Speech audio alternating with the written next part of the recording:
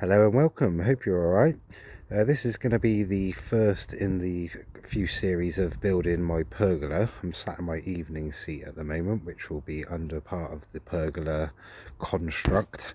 So this is going to be the sort of official video one. You can see I've got the fence posts already in because, you know, I'm no pergola builder, but I know that it's going to need to sit on some fence posts. So as I've been going around doing stuff like the patio, building that flower bed down in the back right and the one on the left, I've been putting fence posts in ready for just such occasions. So if we start going forward with the planning of it, for those who don't know, I'm going to build a pergola off the house, obviously, and I'll start the other way round, but essentially, just for a quick whiz, this area here, which is my evening seating area, as I just said, this is going to have a tin roof on it. Because I like the sound of the tin roof when it rains. This sort of section here from this fence post and these ones back to the garage will have a clear polycarbonate roof on, just the clear plastic. That's so that it can be used in all situations. This section here, the rest of the house from this fence post on the right across to the other side of the trellis and the fence, this is going to be a sort of normal pergola, if you like, you know, just with the joists coming off the wall.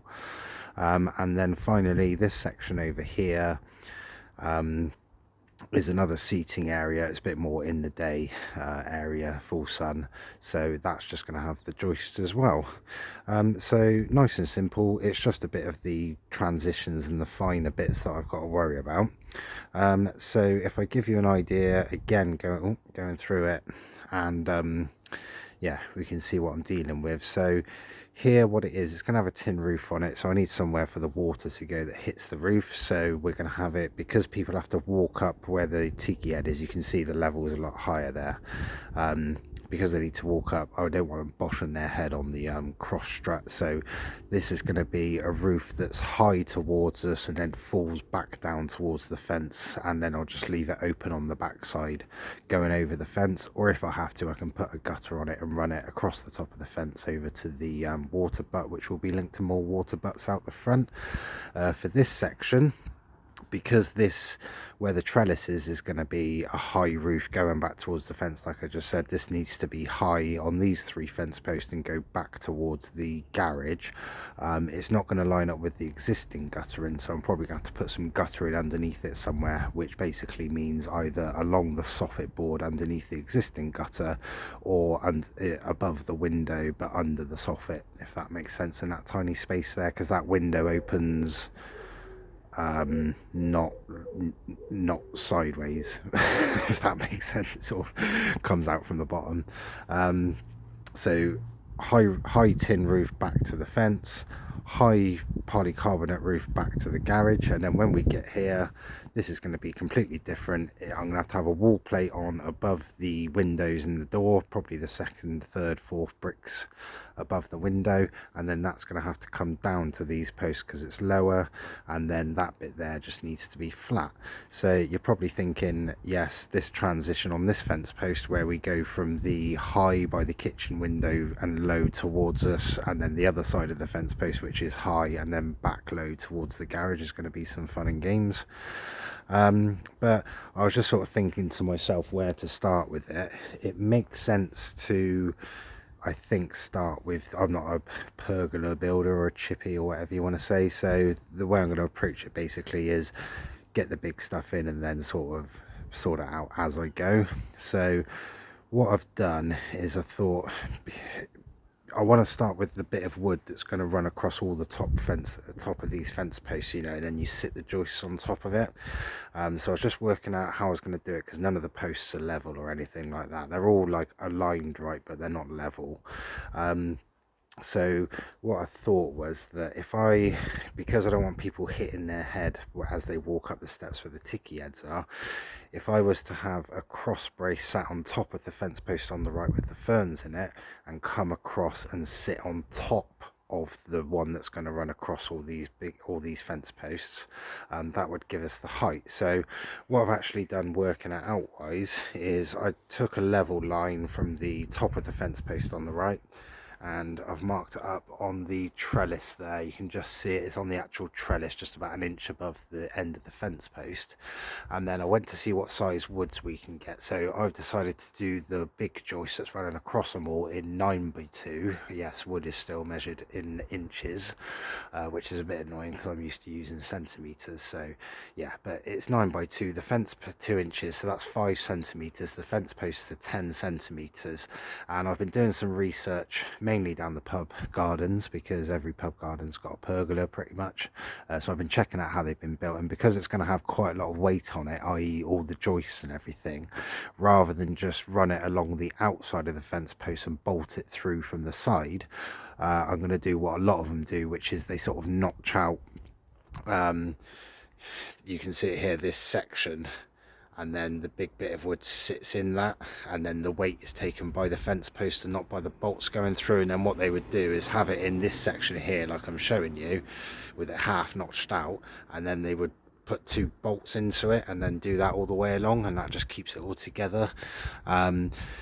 But so what I decided to do, this is the best angle, so we've got our height up in the trellis just at the end of my finger, which is level with the fence post with the ferns in it. If I was to get a bit of 9x2, then that's going to mean I need to notch out that much there, and you can see how much excess I've got to the top left where I've put 5x2. We'll get into that in a minute.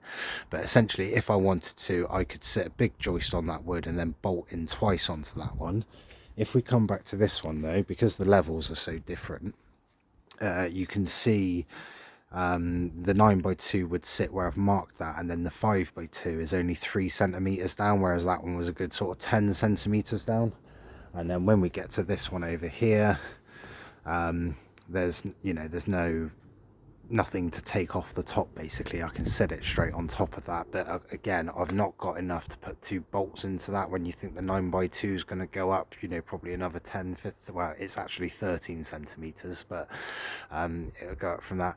And then going on from that over here, I've marked up that one as well, just showing. So this one's very similar to the one with the trellis on as well, funnily enough. So what I was my initial thought was to, on the back end of the post, is to put a bit of wood on top of that running all the way across, bolt that down from the top into the fence post, and then I can bolt, on this middle one, I can put a bolt in the side here, and then there'll be a bit of wood on top which I can bolt through there, and that one will be screwed down that way, and then I can put some like metal strapping and whatnot on it. But because it's all different heights, I was sort of thinking I'd have to like cut a bit of wood on the diagonal, if you see what I mean, to sort of make up the levels. But then I suddenly just clicked, and what it is that off this low one, if I was to if I put that 9x2 where it is, which is level to marry up with the fern fence post one coming across, then there's going to be 13 centimeters hanging out above the fence post, which is 5 inches, or is it 5 inches? It's something in and around 5 inches anyway, I think. So if I was to sit a bit of 5x2 on top of the post and screw it down, when I get to this one, because this fence post is slightly higher, I need to take off the line that I've put, and then that'll make it dead horizontal. And then when we get over here, again, that's quite a lot of lopping off there. But if I put 5x2 where I've written it, cut out sort of the black line there, down and across, and then when I put the 5x2 on top of that, they'll both be level, ready for the strut coming in from the right. So that's the way I'm going to approach it. I'll get it probably all bolted in there and do the same at the back, and just get the massive big cross braces in there. So the one on the back of the fence post screwed down from the top, and then the 9x2 putting across and make it all flush. That's what I'm going to do next, and then probably get, because the thing is, I'll sit a bit of wood on top of that fence post on the right and run it across and sit it on top of that, which sounds pretty simple. But what I've got to think about is in this area here where I've got the tree ferns, and that is, like I said last time after I'd done the fence, this fence post is wonky. Can you see how it's thrown the line of the fencing out? So between these two fence posts, effectively where the irrigation is running across, jam in a big bit of wood that's bigger than this gap, and then it should straighten that back one out a little bit. But going on from that, when it comes to the tin roof, I don't actually want to cover any of the ferns or that fat cedera, the big one at the back. The roots are down behind the fern rather than, you know, I've grown it on the diagonal.